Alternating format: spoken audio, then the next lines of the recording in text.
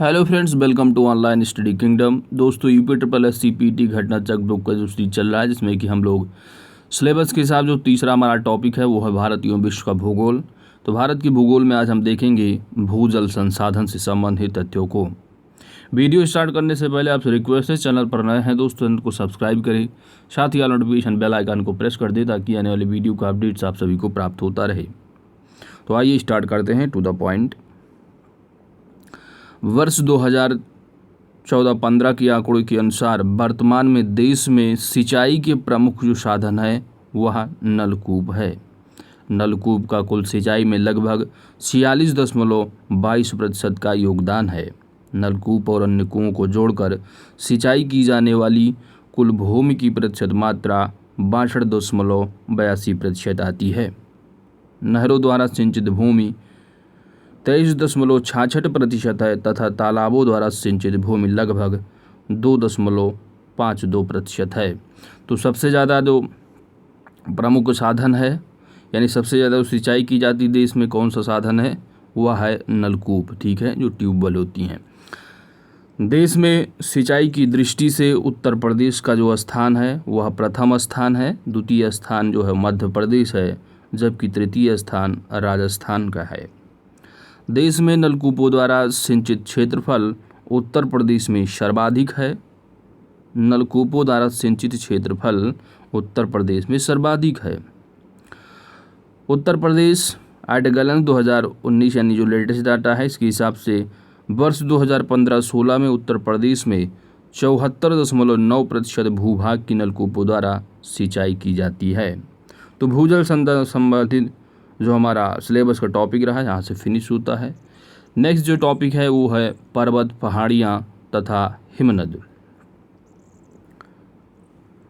हिमालय पर्वत की सबसे ऊंची चोटी माउंट एवरेस्ट है, जिसकी आप देखेंगे ऊंचाई 8848 मीटर है। नोट क्या है कि ब्रिटानिका और नेशनल जियोग्राफिक के अनुसार वर्तमान में माउंट एवरेस्ट की ऊंचाई 8850 मीटर है। वलयों की तीव्रता तथा निर्माण की आयु के आधार पर हिमालय को 4 समान संरचनात्मक क्षेत्रों में बांटा जाता है। कौन कौन से वो क्षेत्र हैं? 4 क्षेत्रों में पहला है ट्रांस हिमालय यानी तिब्बत क्षेत्र, और दूसरा है बृहद हिमालय जिसे हिमाद्री या महान हिमालय भी कहते हैं, तीसरा है लघु हिमालय यानी मध्य हिमालय, और चौथा है बाह्य हिमालय या उप हिमालय जिसे शिवालिक भी कहा जाता है। शिवालिक श्रेणी हिमालय की सबसे दक्षिण श्रेणी है। भारत में सबसे नवीनतम जो पर्वत श्रेणी है वह शिवालिक है, जो कि वलित पर्वत का उदाहरण है। दक्षिण से उत्तर की ओर क्रमशः शिवालिक, फिर धौलाधर, पीर पंजाल, जास्कर, लद्दाख और काराकोरम स्थित है। तो यह इंपॉर्टेंट पॉइंट है, मोस्ट इम्पॉर्टेंट, तो याद जरूर रखना है। अरावली श्रेणी गुजरात के पालनपुर से लेकर राजस्थान एवं हरियाणा से होकर दिल्ली तक लगभग 800 किलोमीटर की लंबाई में विस्तृत है। अरावली श्रेणी का निर्माण प्री कैम्ब्रियन काल में हुआ था, जो 600 से 570 मिलियन वर्ष पूर्व का माना जाता है। अरावली श्रेणी भारत ही नहीं बल्कि विश्व की सबसे प्राचीनतम पर्वत श्रृंखलाओं में से एक है। अरावली श्रेणी की सर्वोच्च जो चोटी है वह गुरु शिखर है, जिसकी ऊंचाई आप देखेंगे वह 1722 मीटर है। विंध्याचल, अरावली, सतपुड़ा आदि अवशिष्ट पर्वत की उदाहरण हैं। सतपुड़ा श्रेणियाँ दक्कन पठार का भाग हैं। सतपुड़ा श्रेणी का विस्तार मध्य प्रदेश व महाराष्ट्र राज्यों में है। सतपुड़ा श्रेणी की सबसे अधिक जो ऊंचाई है, सर्वाधिक ऊंचाई, वो पहाड़ी के पंचमढ़ी के निकट धूपगढ़ में मिलती है, जिसकी ऊंचाई आप देखेंगे 1350 मीटर है। नीलगिरी पर्वतमाला तमिलनाडु, केरल एवं कर्नाटक राज्यों में विस्तृत है। नीलगिरी का सर्वोच्च शिखर दोद्दा बेटा, जिसकी ऊंचाई 2637 मीटर है, जो कि दक्षिण भारत का दूसरा सर्वोच्च शिखर है। दक्षिण भारत का सर्वोच्च जो शिखर है वह अनाईमुडी है, जो कि 2655 मीटर है, जो कि अन्नामलाई श्रेणी में स्थित है।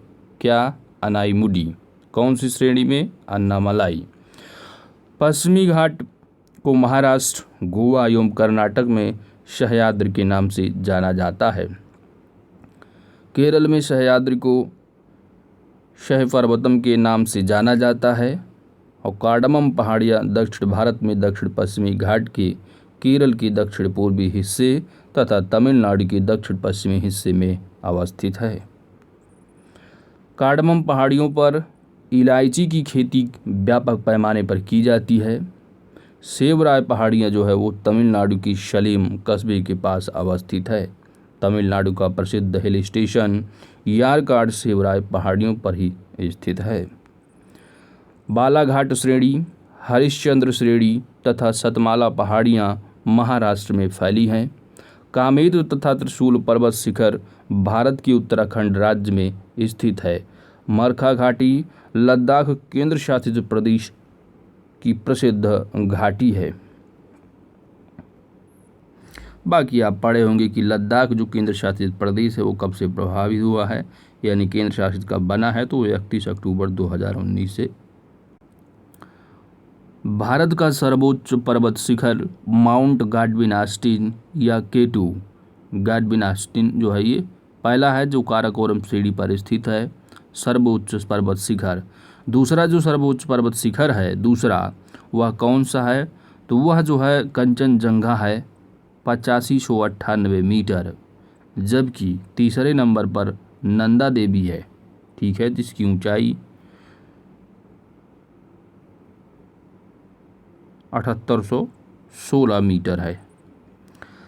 नेक्स्ट पॉइंट है कि पालाघाट जो दर्रा है, पालघाट दर्रा वह नीलगिरी और अन्नामलाई श्रेणियों के मध्य स्थित है। थालघाट, भोरघाट व पालघाट पश्चिमी घाट के प्रमुख दर्रे हैं।